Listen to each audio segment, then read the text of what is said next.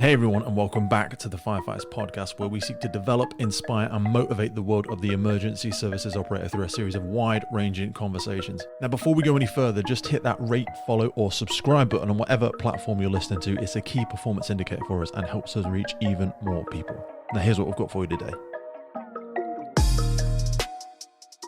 Today I'm catching up with two good friends, George and Bex from the Antarctic Fire Angels. This is the story of two female firefighters who skied to the South Pole starting November 2023 to inspire women and girls to achieve their ambitions. Now, the Antarctic Fire Angels have gone through many ups and downs, which we're going to go into today in the episode, around the prep, the training, the teamwork, the organisation, the fundraising, so many aspects of it. We actually had them on 3 years ago. So episode 57, January 2021. Go and check that out if you want some background and some context.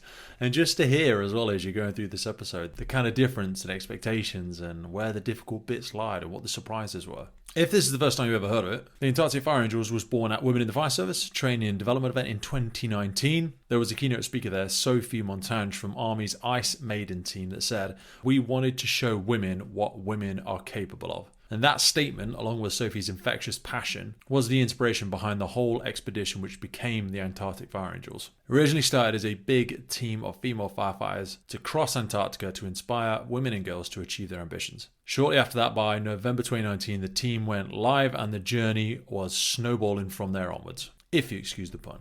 So in my conversation today, we're catching up with Georgina Gilbert. Georgina is the co-founder in the Antarctic Fire Angels. She's a team leader from Wales. She's been a firefighter for around 20 years and she currently serves with South Wales Fire and Rescue Service. She is an ambassador for gender equality and has an ambition to see more women striving to do whatever job they want to do in life, and also ensuring she is visible as a role model for young women wanting to embark on a career that doesn't fit society's stereotypes. She herself has done a whole bunch of high-level competition representing GB in triathlons. She scales mountains in her spare time, and she's done a bunch of other cool stuff. She was also recently nominated for the most influential LGBT and individual in the fire service by the Excellent in Fire and Emergency Awards. Alongside Georgina, we've of course got Rebecca Openshaw-Rowe, who herself has an incredible career in international sport, typically working in male-dominated environments, such as rowing. She rowed for Team GB, and she also competed in the Rugby World Cup and Six Nations for Wales. And she has won numerous world championships in surf lifesaving as well. And she's even broken world records in it. However, in 2017, her sporting career was cut short due to multiple ligament rupture in her knee. I can sympathise. She was playing for the Harlequins at the time, and at age 37, she became a firefighter. So a whole different shift and transition for her as well. These two incredible women, I'm privileged to be able to call friends. We see each other at various events, and it's just inspiring when we talk about that value of association to put yourself around individuals who are getting it done, who walk the walk, not just talk the talk. We all know someone that talks the talk, right? Well, these women have not just had to talk the talk for nearly 4 years now. They have been quite literally walking the walk, the training, the organising, the resiliency, the mindset. Today we cover things on mental endurance, grit, determination, teamwork, setbacks, many setbacks, emotional, relational, physical. We talk about injuries, we talk about stress, anxiety, overwhelm, the mental cognitive load of doing something like this. It's huge. And we're going to talk about success and achievement as well. Together they skied over 1,230 kilometers from West Antarctica to the South Pole. They did it completely unassisted and unsupported, pulling 85 kilogram plus sleds. It really is just a once-in-a-lifetime, mind-shattering achievement. And they did it all in aid of the Firefighters charity as well, raising a lot of money for a lot of great people, many of which we benefit from ourselves as operational firefighters and retired firefighters and extended members of those families. And you can do your bit. You can still help. You can still support. If you look in the links below this, you have your own ability to walk the walk, not just talk the talk. You can put your money where your mouth is. You can support. You can donate. There's a Just Giving page still open, trying to raise £10,000 to raise some more funds for a well-deserved organisation, the Firefighters charity. So that's more than enough from me. Please make sure you drop in the links. Go and find out more about the Antarctic Fire Angels. They are going to be speaking at a whole bunch of events this year. They are going to be at Women in the Fire Service this year, and I will be there with them. Front row, cheering them on, supporting them, and having a big hug. So I hope you enjoyed today. I hope you feel inspired. I hope you feel ambitious. I hope there is many young women and also everyone, who will take an incredible amount of inspiration from doing something like this. And maybe you have your own South Pole to achieve. Maybe you have your own ambitious expedition that you can take some motivation from this. You can take some inspiration. And also you can reach out to them, get some tips. So without further ado, please welcome back to the podcast on their victorious return, George and Bex. Are either of you aware of Angela Duckworth? Do you know who that is? No. Oh, so I'm going to send you a link after this. Angela Duckworth has got a great book. She's got a great TED Talk called Grit, and it's about mental endurance and sort of staying the course. And she writes about the extraordinary success about long-term goals, and the achievement is the product of talent and effort. The latter of the function, the intensity, direction, and duration of one's exertions towards a long-term goal. And this was something that was ringing alarm bells in my head when I was thinking about us having a chat today, because yours feels like it's been a form of Olympics, like the sheer mental endurance it takes to do this. And I probably even remember talking about this the first time we spoke. What have you learnt about doing something for such a long period of time? Because it's the whole analogy that, motivation doesn't work and willpower doesn't work. It's almost that sense of purpose to be doing something like this and staying the course, because there's been so many members in and out and involved and not involved, and it's been such a mental endurance. What have you learned from that, George? Two things: patience and tolerance. Yeah, and patience with yourself, and because I struggle with that, I'm very impatient with myself. I like to be very uber efficient with things, even the way that I move around the house, you know what I mean? Like taking things up and down the stairs and stuff. And tolerance for myself, for my own mood and tempers, and tolerance for that, basically other people's stuff is just as important as my stuff. So selfishly, probably 4 or 5 years ago, before the expedition, quite self-centered. I'd be looking at my own stuff and thinking my own stuff was really important, which it is. Everybody's stuff is important, but other people's stuff is just as important as yours when you are attempting to function as a team to basically keep each other alive. And that was the end product, to get each other through the expedition safely, and not come back with missing fingers and toes and other appendages. This episode of the podcast is brought to you by Gore-Tex Professional Fabrics. Now, we all know the working environment of a firefighter is filled with challenges. We face serious risks on the job, such as heat exhaustion, burns, physical and mental stress, and we frequently come into contact with high levels of toxic chemicals. Now, I have been wearing Gore-Tex for nearly 2 decades on the front line, working in hostile environments, tackling challenging incidents from firefighting to water incidents and in urban search and rescue environments. Gore-Tex have a well-earned reputation for protecting professionals in the fire and emergency services through their family of highly innovative, waterproof, breathable moisture barriers that exceeds global performance standards and are trusted worldwide. Gore-Tex, going further together. It reminds me of, there's a great quote that says you can go faster alone and further together. But I suppose maybe Bex, is it a different framework for you? Because again, you come from high-level elite sport, but it's a team sport as well. So what's been your because that's some amazing self-awareness, George. Thank you for kicking us off with that. That was actually pretty awesome. But what sort of framework do you look at it through, Bex, and what have you take from it? So I actually likened it to an Olympic cycle. I never reached the Olympics. It was my goal, lifelong goal, but I trained during like an Olympic cycle. So I'd always thought of this project as that kind of thing, in the way you had to be, you had to keep that focus. You were taking the knockbacks, which we had, a hell of a lot of knockbacks over the 4 years, but you had to keep that focus on that end goal, which we always did. And I think that's how we ultimately achieved that end goals, because we always had that one eye on the end goal.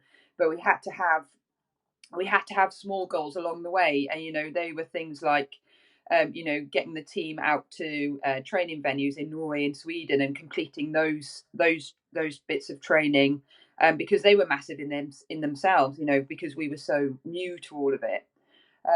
So we kind of ticked those off, and that helped us, keep our focus, keep the motivation, because I think that was a huge thing for us, was how do you keep yourself motivated for that length of time, especially when we were receiving so many knockbacks, in terms of, the team, obviously, we started with 6, we ended with 2. So that was a huge factor.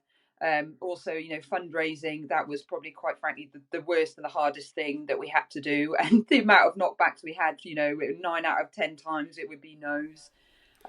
Oh, that's a good metric. Do you know what I mean? And I imagine it probably wasn't even that good. No, probably like wasn't. Getting used to people saying, "Who are you?" No, Yeah. And then maybe having the humility as things got close to the end, where they're like, "Oh, we'd like to be involved," and you're like, "Where were you 3 years ago?"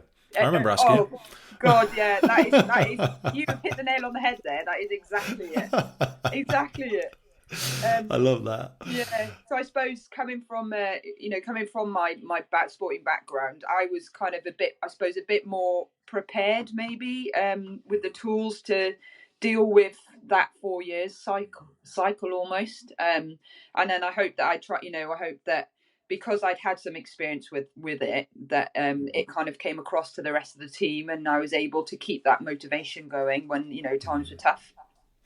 I think something you mentioned there, or that you're alluding to, that sort of macro meso cycle style of training, and knowing when you need to push, when you need to, because you can't just sprint from the get-go. And I wonder, we're not going to get into other people's stories, but the different challenges that each member of the team faced, you reference them as sort of like knocks. I mean, for you, George, there's the whole sort of, if you get 3 in a row, like the boat's rocking a little bit, and then one of the oars snaps, and then the other one starts floating away, and then all of a sudden a hole springs. As one team drops off another meme, a sponsor says no, and this, that. Was there those, because we say we started at 6 and ended with 2, we will obviously give acknowledgement. There's a few of the other team members still supporting the social media stuff still. Unfortunately, they weren't able to, for their own reasons, make it to the end of it. But for you, George, was there any moments where it was like, wow, we have 3 bullet wounds here, and the sense of, let's just knock it on the head? Why keep pushing through those challenges? I think, for me personally, I think by the time the individuals had dropped out, and they'd withdrawn from the team for their own reasons. There wasn't, everybody wants to know if there was like a fork or an argument, or some sort of like disagreement along the line, and every team member has withdrawn for their own personal reasons, and whether that be physical, job commitments, family commitments, and things like that. So in the space of 4 years, people's lives change a lot. A lot. Huge. Yeah, huge. And I think because of the reason and the rationale behind them, it made the people that were leaving less seen as a knockback, a more of a progression for their lives.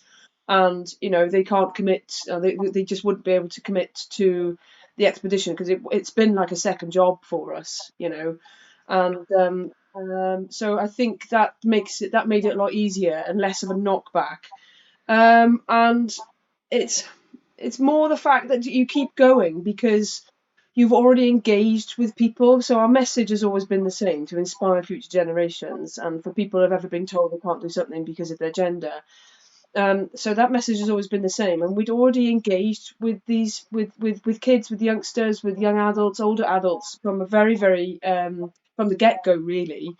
And so the reason to keep going is really easy, is because we had already engaged with these people, and we were continuing to engage with them despite people withdrawing from the team. So you owe it to them as well, and to keep going. So what sort of message does that send out to youngsters that, okay, so 1 person, 2 people have left the team? What message does that send out to them? We're going to quit while we're ahead. We've got a little bit of a message out, but let's leave it over there. I almost feel like that's the bigger message here for me, because the expedition, I think I had it written down 52 days, I think it took in total, and that's the book bit. For some people that's the sexy bit, but for me, and it's probably the old Muhammad Ali quote, isn't it? Like, it's done in the dungeons, it's done in the darkness. It's what happens when no one's looking. The championship is won long before you step under the lights. That aspect of everything that came before it, and also what I think you're referencing there, and what I hear is that sort of social accountability, putting yourself out there, and then it becomes bigger than you, if that makes sense. But it doesn't take away from the fact that, look, when there's only two of you, if one has a bit of an issue, one starts to struggle in those moments, and I know you girls have done so much planning, prepping, training, but it does vulnerability. Is vulnerability offensive? I don't know, but I would feel, I nearly did the Atlantic row last year, and I couldn't get leave for doing it from work. We were going to do a 4-person row, and some of the 2-person teams, like, if one of you struggles, it can be really difficult. So, and you also all have to take on those roles. I mean, Bex, I remember you girls talking to me about having to do the navigation courses, doing the different training courses, the resiliency stuff, the cold weather exposure. That was originally going to be spread of like subject matter experts amongst 6 people, and then all of a sudden you two are both, okay, who's going to pick this up, who's going to pick that up. That's a lot for 2 people cognitively to take on. And again, as George rightly said, this is not your full-time job, but it's almost become more than your real job, Yeah. When it ended up, just the 2 of us, I think we probably had about 3 or 4 months to go till we hopefully were leaving. It was it was difficult, and it did take its toll mentally on us. Definitely on me. Because we were still really struggling with funding, and we had to really go for it to get the money because time was running out. And I know probably within the last month or 2, I definitely my mental health really took a dive. I really struggled to the point where I thought I was going to have a bit of a breakdown, just because the trying to get the money, the stress of it all, because we were so close. And like George was saying, we didn't want to let people down, and that was a huge factor for us, is not letting people down. We've done so many talks in schools and to universities and to companies, and people were so excited about us going, and we talked about it for 4 years. It had been our lives for 4 years, so we were desperate not to let people down, and ourselves and our families, because our families have had to put up with us banging on about this for the last 4 years, and not been able to do, missing out on certain things because we've had to prioritize this. So I really felt a huge pressure in those last few months, to make sure that we went, and only being 2 of us, that pressure was, I think, it was bigger. Can I ask you to unfold that a little bit, just because I really don't want to jump over that, because how did that manifest itself? You said you felt like you were struggling. In what capacity? Like, what was that feeling to you? Because many people will feel these things, and it's so hard. It's like catching fog to put into words. How do I recognize that I'm struggling with the gravity of what I'm doing at the minute? I think I was just so overwhelmed, and I'm pretty strong mentally. I don't really struggle very often. I'm quite, I'm just quite lucky in that way. But I just felt so overwhelmed, almost to the point where I just couldn't focus on one thing. I just felt like everything was caving in on me, and I didn't know, what to prioritize, what to focus on. And I just, it's difficult to put into words how I felt, but it just really, I'd not really felt like that before. Just the overwhelming feeling of trying to do something, and the frustration as well, I think, of not being able to achieve. So to be able to get that funding for us to go, and the constant knockbacks, I think. And I remember saying to Kirsty, my wife, I was like, I feel like I'm like kind of like losing it. I just don't feel right. And it was just, it was just absolutely consumed me, this worry and stress. And I couldn't think of anything else, during the day. At night, I would struggle to sleep. I'd be awake. George will know I was awake, texting George or sending her links or researching companies, on LinkedIn, to really late in the night. So I was struggling with my sleep, and it was just, I think it got to like a bit of a breaking point where I think I'd said to George, like I'm really feeling really overwhelmed. I'm really struggling, like mentally with it all. And so she kind of took a little bit of the stress off me. And I think I'm not really sure what the point was, where I kind of just sort of felt a little bit better. But I don't know if it's because we got some money or George took a bit of stress off me. I don't know, or maybe just talking about it. I'm not sure. In other news, this episode is brought to you in partnership with MSA Safety. Today we have them to thank for the improved firefighter safety through connectivity in their brand new connected firefighter system. At the centre of the connected firefighter platform is the MSA M1 SCBA with telemetry. You can view battery life, air pressure and estimated time remaining either independently on the M1 itself or from the Lunar connected device screen. Also, still with the air status, alarm information, search status and all of this provided to the incident command for confident decision making during the scene. That integrates straight in with the Lunar system, which is a wireless all-in-one device creating an independent search and rescue network, providing edge detection, enhanced personal thermal imaging, while simplifying post-scene reporting and data retention. One of the key parts of the Lunar is their FAST system, the Firefighting Assisting Search Technology. This combines directional and distance information with thermal imaging to help find separated teammates and decrease response time. It actually connects you to the other crews in the vicinity for a unified search during the time of mutual aid by instantly notifying the network of Lunar devices when there is a downed crew member, allowing for a prompt search and rescue.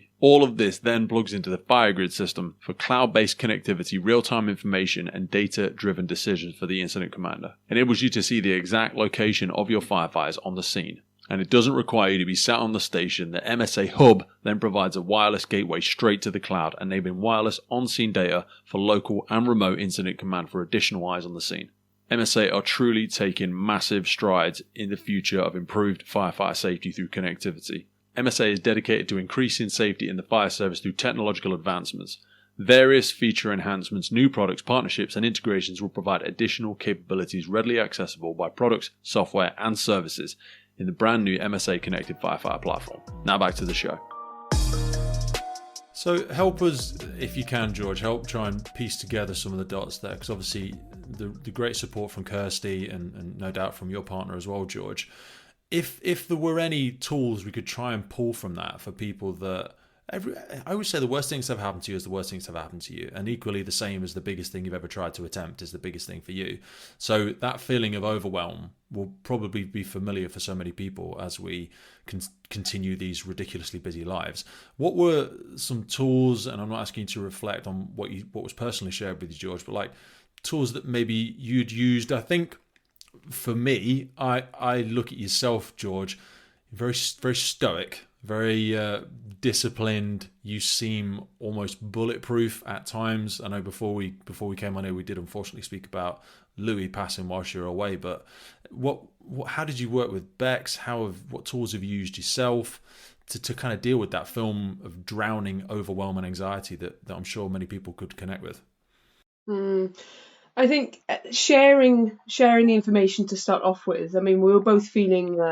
I'm also somebody that doesn't struggle with my mental health. Like I'm one of those people. But I mean, until middle of the expedition, which we can talk about later if you want to. That at the moment, let's talk about pre-exped and the stress and anxiety that was around money. You know, there's always stress and anxiety around money, full stop. And bearing in mind that we've been very much self-funded for the last 3 to 4 years, with little pockets of money coming in from, philanthropists through business or personal friends and things like that, you know.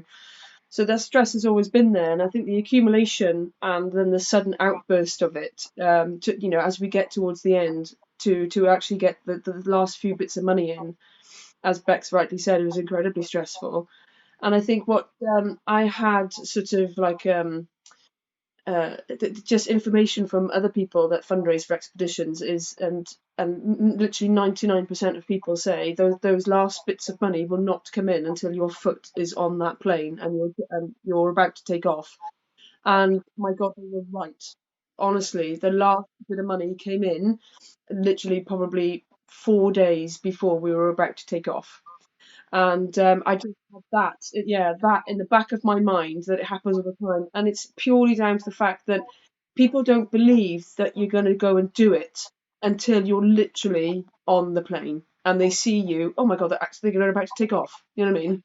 And keeping that pressure on with the social media and our message and the pressure going, saying, oh, we're about to leave and starting a countdown and things, and putting these little bits in place, you can, it's about, for me, it's like organizing that in my brain so I can get that out, that message out, and keeping going with the solid message that we've had going for the past 4 years, and having faith in that people were seeing the faith in that. And also sharing the load as well. I remember the text message from Bex saying, I'm feeling overwhelmed. Can you take some of this stuff off me? And what happened quite naturally then, I was like, yep, sure, no problem. Tell me what you've got, because we were both at it at both ends, And I think what happened quite naturally was that Bex would find the company and find the person and get the initial reply, and then it was a bit of a tag team, and then I'd move in and close the deal, and then we both closed the deal together. Then when it came to it, so it turned into a bit of a tag team. So we split the job, and that happened in the last few months, really, didn't it? It's Reminds me a lot of Nimsday, in his book, when he speaks about, I think he'd only got the first 2 peaks funded when he set off, and then was just kind of hopeful that the rest of them, would manifest. And that we're talking about Nimsday Purger there, 14 peaks that he did. And again, you've almost got to be audacious enough and naive enough to begin. And then sort of disciplined enough, or maybe belligerent enough to keep going and trust that a little bit of fate, a little bit of manifestation, a little bit of karma, maybe. But there is a lot of fate involved in it. You can control your own fate, but when it comes to philanthropy, you're very much in the hands of other people's generosity. But it's just basically getting that message across, and the belief in they have to believe in you before they're going to hand any money across. Yes. And having that continuity, consistency over the last 4 years has brought us to the point where we could close deals on with people and get those final bits of money. So thankfully, it worked out for us as well. As many people it hasn't worked out for, but it worked out for us. Yeah, continuity is definitely the winner there. So November 20th, I have in my head. When did we land? You landed on the glacier. Was it November 20th? Take me through that. We're finally going. Bags are packed. People will see the social media posts, and we'll start linking some stuff that people can go over and see the journey, because you did a beautiful job of documenting it all, and I love that we could follow you on the map as well as you were both going. When did we land? It officially started mid to late November, wasn't it? Yeah, we left the UK on the 10th of November and headed out to Chile. And I think it's almost like we didn't believe we were going until we were actually on that plane. I remember George and I saying that to ourselves until we're on the actual plane. Oh my God. And so I think when we started, pushing all of our million bags that we had into the airport and got our tickets, I think that was when we, thought, right, this is really happening now, and we're actually going after 4 years. We couldn't quite believe it, to be honest. We could not quite believe that after all that time we were actually on the plane and we were off. It was just utter relief, I think, for one thing, and obviously excitement. And also like, oh my God, we're actually going, and we'll actually go to the Antarctic on this expedition. I would have thought like adrenaline fatigue after the first day or two, just the travel of bouncing from high to high to high, not just completely crashing and getting ill from that would be, a thing in itself, I'd have thought. Yeah, I mean, we had a 30-hour flight to get to Punta Arenas. So it was a long old time, but we were so excited, as you can imagine, and just we were off on this amazing adventure. So it wasn't too bad. And then we spent a week in Chile then preparing all of our gear and food and everything. And then we flew out. Had you forgot anything? No, I don't think we had, amazingly. Crikey, well done. I know. But it's impressive, isn't it? But I don't think we forgot anything. I don't think so. If you did, it didn't matter. It obviously didn't stop me, so don't worry about it now. Yeah, we just thought we'll buy it when we're there. Yeah. So 30 hours, Chile. Talk to me about the first time you landed and you saw the glacier. Some of the names that you girls were talking about, like Heritage Range, Hercules Inlet. I was like, Jesus, where's this Mordor? I thought it was something like Lord of the Rings. It was just incredible, some of the names they gave to some of this stuff. It must have been quite overwhelming just to see it as well. Yeah, we landed in Antarctica on the 19th of November, and I mean, just the flight, just taking off from Chile and then flying towards Antarctica. It was a 5-hour flight, and I was glued to the window waiting to see my first little bit of ice or the continent or something. And I remember looking out the window, and I saw my first like tiny iceberg. I mean, it looked tiny, obviously it's probably quite big. And I remember waking George up because she was having a little sleep, going, "George, you need to look now. There's an iceberg." And it was this tiny little speck out the window. I'm sure there'll be more, darling. I'm sure Yeah. there'll be more. And then as we went on, then suddenly there was a huge, massive icebergs and sea ice, and it was just, I remember feeling really emotional. Suddenly seeing Antarctica in this huge landmass, and I just thought, oh my God, we are here. We are in Antarctica. Like, never in my wildest dreams, would I have thought I would get to go to this continent. And it was huge excitement and just emotional as well, really emotional. That's kind of when you're stepping towards the edge of the plane in my mind, though. Not like it's a jump, but what I mean is you're getting towards the edge of existing within someone else's protection. And what I mean by that is I'm on a plane under someone else's care. I'm then going to get to a camp kind of under someone else's care. We've paid some money for someone to look after us. Talk to me, George, about we're off on our own now. We've started. There's no one else with us. We are heading off, and there seems to be no one around. Well, it was not weird for us in the sense, but weird for ALE, the company, and Union Glacier as well, because we was heading out on a route that had never been done before. And although we were going in, just to add, because you're so experienced. I was like, I know what you're saying. I know lots of people have gone that way. I'm thinking left. Left or right. Well, there's a big hole that way and a big mountain that way. Let's go straight. Yeah. So so this route had never been done before. No one had ever skied from Union Glacier. And so it was a bit of an anomaly for the camp itself. So we had we packed all our things and we left we started to go at about we made our way over to this one end of the camp at 1:00, and there were people arriving to clap us out with the camp and take photos and things. We were like, this is a bit surreal, no one else is getting this, and because people get flown to their start points, like the start of Hercules Inlet, the start of the Messner route, really? Different routes that the ALE do, famous routes, and basically it all came about because we couldn't afford the flight to Hercules Inlet, so so we'll just walk the rest. Obviously, we'll ski it. We'll do it. And so Bex came up with the idea that our handler, basically in the UK, Steve Jones, Bex said, why can't we ski from Union Glacier? Why has no one done that before? And he said, all right, I'm going to have to go to the partners to discuss that. It's an American company and things. And so a few weeks later, he came back and said, so this is the price, and you can ski from Union Glacier down to Constellation Inlet. Constellation Inlet is a route they've been looking at. It's never been done before. And he said, why don't you consider that? So we were like, yep, do a route, never been done before, why not? It's fine.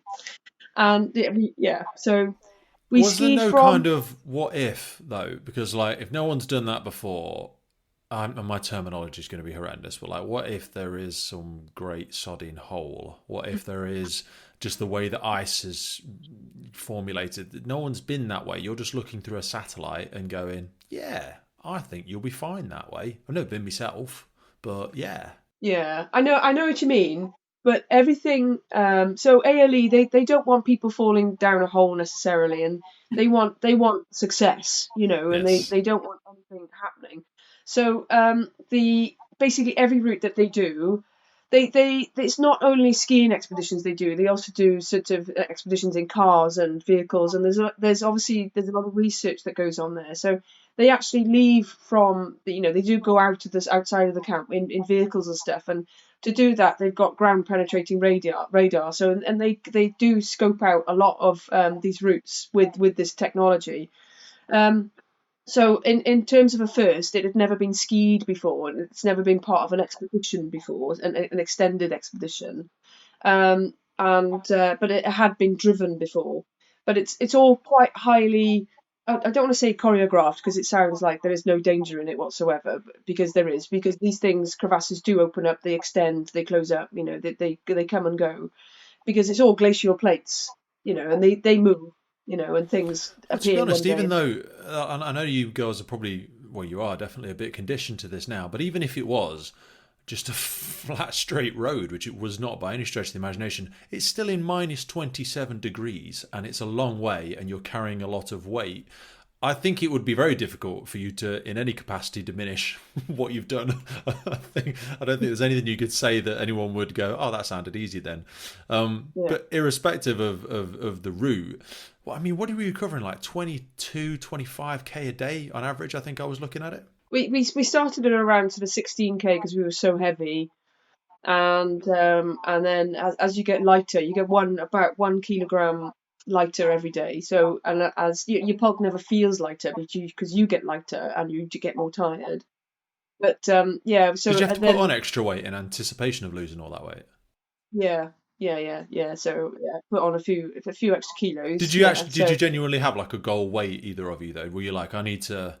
Because this is what something that someone said to us about the row. They were like, you'll lose about 3 stone rowing it. It's going to take 40 days. I was like, 3 stone? Jesus, I need to put some more weight on then. I know, you don't believe it, do you? But I mean, I put on 5 kilos and body fat as well. And Bex, I don't know how much you put on. You put on a fair amount as well, didn't you? Yeah, I put on about 6 kilos, I think, and I ended up losing 14 kilos by the end. Wow! Yeah. So well over a stone and a bit for people that aren't sure on the numbers for that. Yeah. Well, that's 2 stones. Sorry, No, because it's 6.2 kilos a stone. That's 2 stone.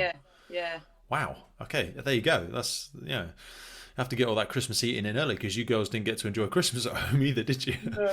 I'm enjoying eating now, mind. Yeah, well, you've earned it. Yeah. So talk to me about the day. I saw Bex, you've frozen hair, I think it was day 1, day 2. And how's your thigh, George? I'll be honest, that looked really spicy. Help us understand what's going on there, because you worried me for a minute. I thought that was some sort of like infection or like a blood thing you'd had, but I know it looks like I came across a shark on the glacier somewhere, but yeah, a very rare species. No, basically it's polar thigh, and in the UK it would be probably called a chilblain, but polar thigh is like a chilblain on steroids. So it's caused. There are a number of causes, and they don't really understand it completely. As in who gets it, why they get it, what area of body and stuff. But the most commonplace, it happens in women because we've got higher body fat on our thighs. So if that's the baseline for every polar thigh, not every woman gets it. Bex didn't have to have anything. I got it all for both of us, unfortunately. But it is basically, yeah. It's basically a lack of circulation in the fatty tissue, and it starts to die. And it starts as a bruise, and as soon as you see that little bit of bruise, you start whacking some steroid cream on.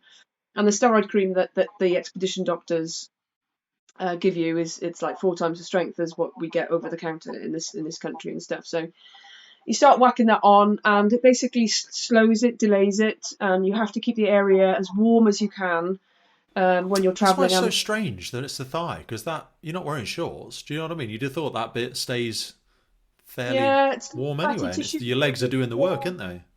Yeah, it's not muscle, so it's basically fatty tissue. So it just gets your body decides that it doesn't need it. It's surplus requirement, and it's cold, so it's like, no, I'm going to get rid of it. So, and basically there is no stopping it. You can only ever slow it down, and the only way to stop it is basically return to your home country where it's warmer. That's it. So I'm obviously here now. So how is it now?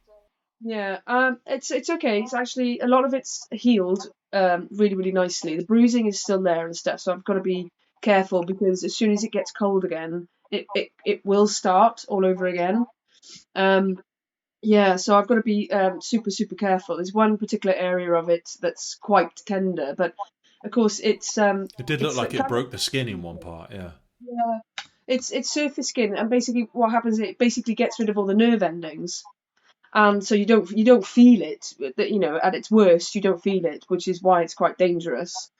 Because it'll just keep continuing to get deeper and deeper and bigger. So all these bruises basically eventually join up, and you could end up with a huge patch of it if you're not careful.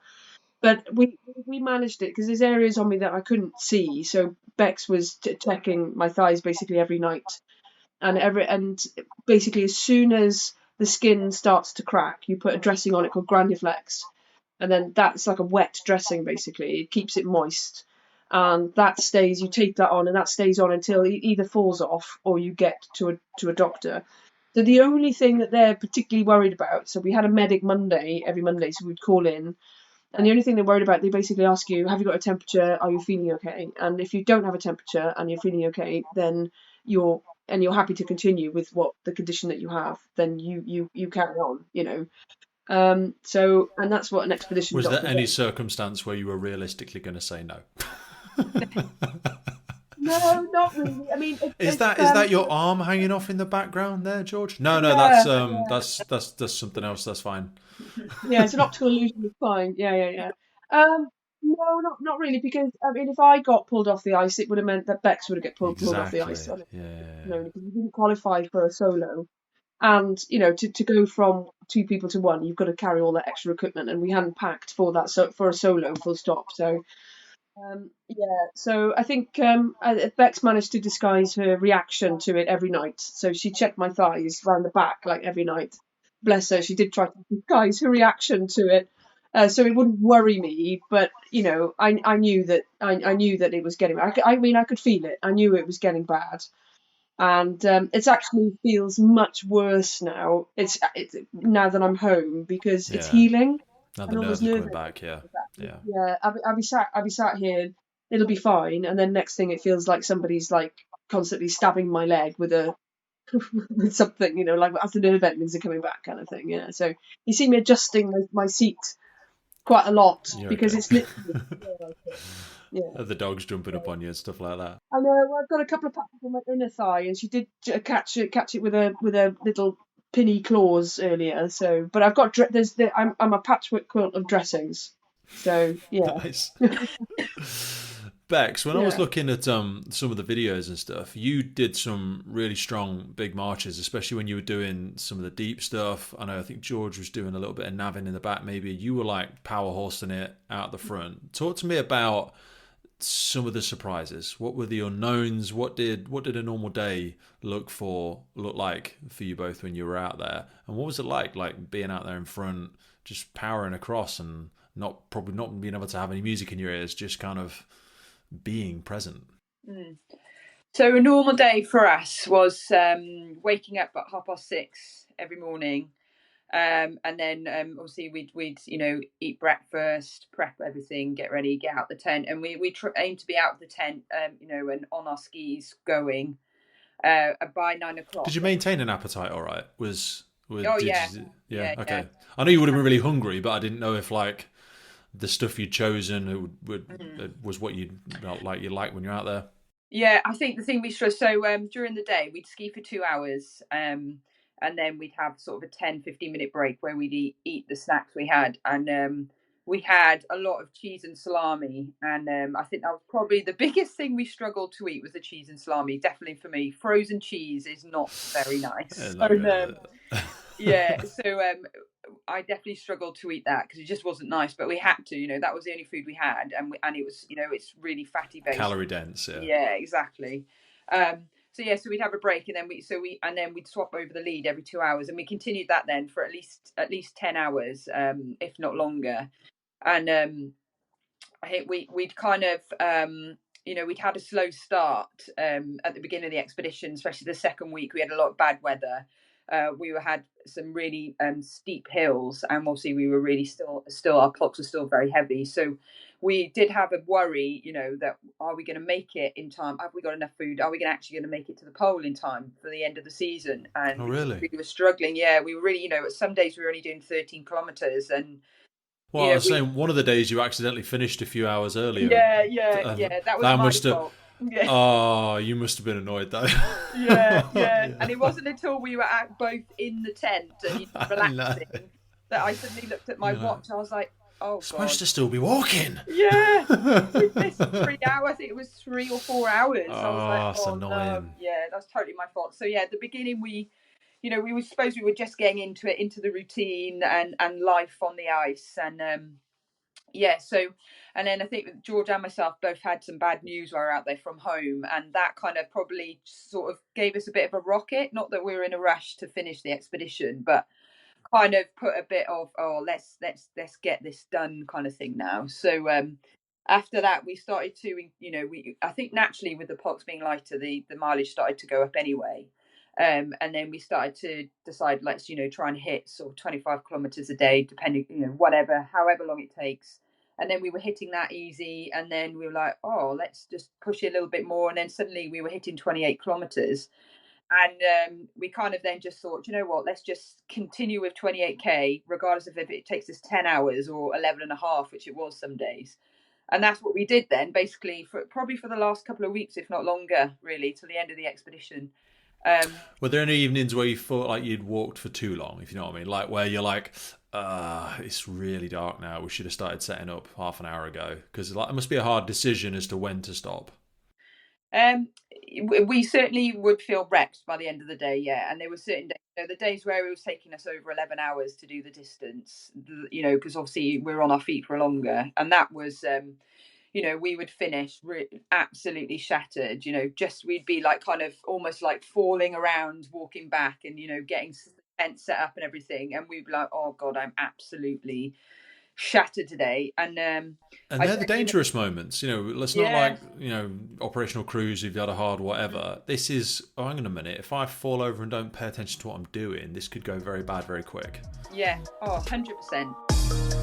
Today's podcast is powered by our partner Lifelines and their revolutionary approach to functional hydration. Just like in firefighting, water is essential for body function, but studies show more than 80% of firefighters are dehydrated. A 25-year study findings from the National Institute of Health showed poor hydration to be linked to early aging and chronic disease, and even mild dehydration results in significant negative impact outcomes including headaches, exhaustion, rapid pulse, irritability, and poor cognitive function. A study conducted by Yale University showed that participants who were just 1% dehydrated had a 12% increase in errors when performing tasks that required cognitive flexibility. In addition, dehydration is shown to worsen mood and attitude, contribute to confusion and poor decision making, and negatively affect memory and judgment. In other words, you really don't want your incident commander, firefighter, or for that matter any first responder on a critical scene to be even slightly dehydrated. Mild dehydration occurs when a person is just 1.5% dehydrated, a condition that does not even trigger the thirst response in most people. So just imagine how quickly a firefighter or any first responder can and does become dehydrated in their day-to-day duties, which is why I address my hydration first thing every day with Lifelines. Go into the notes for this episode and specifically check out Lifelines Hydro Fuel and Hydro OG by clicking in the notes for the podcast for a clean energy solution designed for those who demand more from their day. Now back to the show. It was a bit testament to our training that we'd done previously with routines and putting the tent up, and we were so well drilled. Yeah, I've got to say that George and I were so well drilled with putting the tent up that was never an issue. Even when we were at our absolute most exhausted, we were just, it was such a natural routine for us. Were those moments quiet? Did either, or were they like, did anybody get the Fockums at any point? Oh, I mean, George and I, we constantly had we call ourselves Snip and Snippy. We were constantly having to snip at each other. I'd say pretty much every day, we'd have a little go at each other about something. Doing that again, are you? The thing we just spoke about for the last 3 weeks. You're going to do that again, are you? Yeah. So, that's fine. If you want to be wrong, I mean, if you want to do it wrong, do it wrong. Honestly, were you there? I love it. I want to be super respectful of your time because I know we're on a cap today. I wanted to actually ask you about, because there's the ITV documentary, the Just Giving page is still available to people. We'll put the links underneath it. But I wanted to ask you about something. Again, I was reading recently about, it takes us back, Bex, to what we were speaking about earlier about the Olympics. It's this post-Olympic blues thing that I read about the other day, and it's a super important thing because I think professional athletes have this, astronauts have this, and that's not pretending like you've been to the moon, but you have achieved something most people will probably never do. And this is actually a super important moment now to think about that how do we navigate back down? It's a bit like climbing up a tree. Getting up, it's easier. Navigating back down from this mental high is something to genuinely think about. You know, that confusion, potential depression, loss of purpose, negative self-worth, what's next, all of these things are hopefully never going to visit you. But like, have you had any conversation about that? Has that been in your mind at all? There's so much great stuff still to come, because you're going to go around the country, if not the world, telling your story and inspiring thousands of people. But there's kind of like, has anybody had that what's next? It's such early days, I know, but...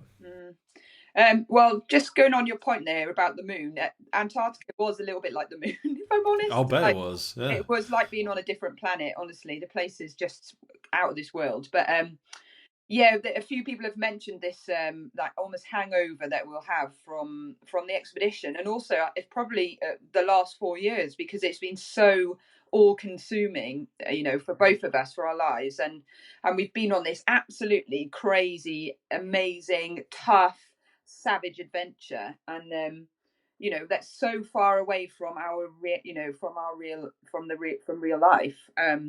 So be so careful not for real life to feel boring, you know, because you both love your partners and you've got great lives, but like, they weren't there. You know, Bex was there with you, George was there with you. It's like, you've been through such an amazing thing with one person, and you don't want to get back to work or back on watch and feel disappointed, because you both have great lives and we're so lucky for all of the things that we have. But it's difficult because you don't want to seem ungrateful, but also you've done such an amazing thing, and you know, it's a hard calibration, I bet. Yeah, I think it will hit us at some point. I've experienced it slightly from sort of going, you know, with sport and being away for like wheelchair for a while and stuff, and yeah, you do get this lull of being back to reality and kind of a feeling of this, is this it now? You know, is it like what?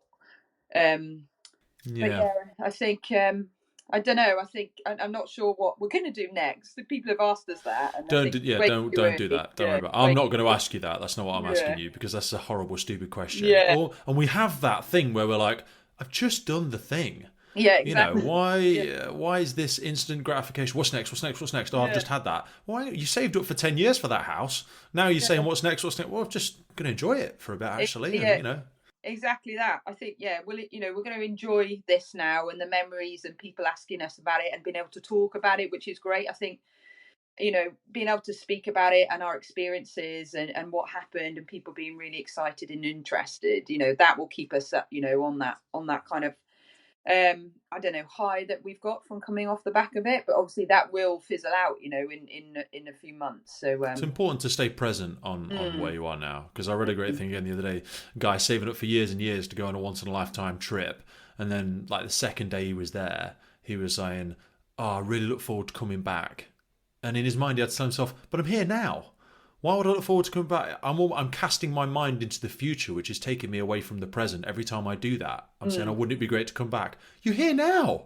Enjoy it. You know, enjoy this moment of success that you're in right now is so incredible, and you've overcome so much to sort of do it. And I say I want to be respectful of your time, but you've got a lot going on in these next few months. Talk to us a little bit in the last few minutes about the ITV documentary, where you're going to be speaking, where people can find you, where they can still donate and support. And there's so much we haven't spoken about today. I know there's going to be places people want to learn more. I think, the ITV documentary, it was meant to be a 30-minute Welsh Lives documentary, but they've just been authorised now to make it a 60-minute documentary on us called Fire and Ice. Yeah, so we're really excited about that, and we found that out a few days ago, actually. So that's super exciting. I know. It's like, I'm not sure I can probably sound really rude to the producers. I mean, because we know them and stuff, but I'm not sure I can actually sit through an hour of me. I'm not going to try and pretend to compare it, but yeah, I've seen myself on TV programs, and when I listen to myself on the podcast, you're like, oh, just shut up. She's waffling rubbish. But it's because you were there for it. So to you, it seems normal now. To everyone else, it's so inspiring what you've done. Yeah. So there's that to contend with, and I think Bex is in. It's out on the 13th of Feb, and I think Bex is in work for it. So she's going to Love it. have to sit through it with her watch. No, I'm going to try and get that night off, to be honest. Yeah, I think. Yeah. Mind you, I think you've had more than enough leave. Actually, Bex might be the. Yeah. How long are you going to string this one out for? I'm sure one of the senior officers will be like, "That was 3 years ago, Bex. Yeah, stop banging on about it. Can you do some work now?" Yeah. So that's coming out on ITV Wales, and also, but it's going to be on ITVX, so everybody else can watch it as well across the country. And then we've got quite a nice little fundraiser with Saatchi and Saatchi in London, so that'll be good. I saw that. Yeah, so hopefully it's a friend of mine who owns Good Wash here in Wales and stuff, and they have a close working partnership with Saatchi, so they're organising that for us as well, which would be amazing. So hopefully we'll be able to launch our public speaking career off the back of that, which would be wonderful. We've done it already, but it would be wonderful to sort of really sort of solidify that and everything. As far as the website is concerned, so we'll be making some adjustments to the website, because at the moment it's all about the expedition. So we're keeping obviously our core, which is the Antarctic Fire Angels, but we'll be making some adjustments to the website. So if everybody can just bear with us while we sort that out, because neither of us are website designers. So so we're going to have to work our head around algorithms and stuff like that, which would just be a fake worse of death, I'm pretty sure. And where's the best place for people if they still want to donate? Sorry, where can they go for that, Bex? Still on our website, so if you just on the homepage, we've got a donate button. Just click on there, and then it'll take you to our GoFundMe page, and we are still raising money for the Firefighters charity. So that will continue to be open now for the next sort of month or two. I've got that link, so I'll pull that link specifically out of the website. If people just scroll down now on their phones and they look underneath, that'll take you straight. And even if it's guys and girls, I think it's a minimum £5, and we're continuing to give little bits and bobs. We'll make a donation straight after this. Please, anything small or big that you've got. And again, we forgot to reference, this all started kind of at WFS. So for anyone that doesn't know what that is, you'll have heard it in the introduction, because I'll have done a pre-read for this. Hopefully you're both going to be maybe there next year, this year. It'd be great to see you. Yeah, we are. We're actually speaking at WFS this year. So Stuff and George are the keynote speakers on the Saturday night. We'll be talking. I think it's the Saturday. We'll be talking all about Saturday. Yeah. Yeah. And you'll have got it nailed by then. You'll know the best bits. You'll know what works. You'll have done so many talks by then. Girls, is there anything you think we've missed? Is there anything you want to reference? Is there any request you want to ask of our audience in the last couple of minutes? Because I know we need to wrap it up in a sec. I think the only thing I want to say as well, I know we're looking at the future and past the expedition. I think the only one that we're in the bones of the construction of it is our Fire Angel Foundation. At the moment, we're calling it a foundation, where we're already linked up with the UK Fire Cadets, and they've asked us to be ambassadors for the Fire Cadets as well, which is amazing, and also Guild Guiding. So basically, working with the youth of today, and so the foundation is basically a way to engage with young girls that are there, and with Girl Guiding as well, and we give them a snippet of what we've experienced. So working on the lines. I see you two as the female Bear Grylls. That's what I see you two as. That is a gap that needs to be stepped into, and you two have got the credentials for it now. Well, I'm not sure Bear's ever been to the South Pole. Yeah. Yeah, giving him a bit of a compliment there. He's not earned it, has he? No. Pull your finger out. Yeah, but so we basically give them a snippet. It's all about self-esteem, self-worth, building confidence in young women, and it's about girls supporting girls, and then they basically evolve into women supporting women. So as women, we tend to self-destruct a little bit and only reach out when we need it, but that support should be there, literally from girls supporting girls, women supporting women. So that's what we're aiming. Our end goal is. So we're taking our time with it. We're going to spend the next year, next good months through the summer setting it up and getting it all ready and correct, and then so we're already associated with the Fire Cadets anyway, so as ambassadors. So we'll get that up and running later on this year, hopefully. Well done, girls. I wish you absolutely every success with it. I'm going to let you go. I know you've got some more commitments this afternoon, but thanks so much for your time. I look forward to seeing you at Dubai Fest. Thank you, Pete. Thank you. The Firefighters Podcast was created to recognize, acknowledge, inspire, and hopefully even motivate these incredible individuals who have chosen to be part of the first responder community. Our drive and purpose is to create a legacy resource for the current and future generations of firefighters and first responders. We get some incredible feedback from listeners and guests, and as the podcast grows, our desire to create longevity and sustainability means that we are asking for the support of our listeners. If you want to support the podcast, if you want to get discounts to our merchandise, hoodies, clothing, coins, patches, tallies, and also access to all of the incredible documents that get shared with us from our podcast guests and sector leaders, then please head over to our Patreon page, and for just £3 a month, you can support the future of the podcast. Please finally hit that follow, subscribe, or rate button on the platform you're listening, and wherever you are in the world, please support your emergency services responders, and thank you for listening.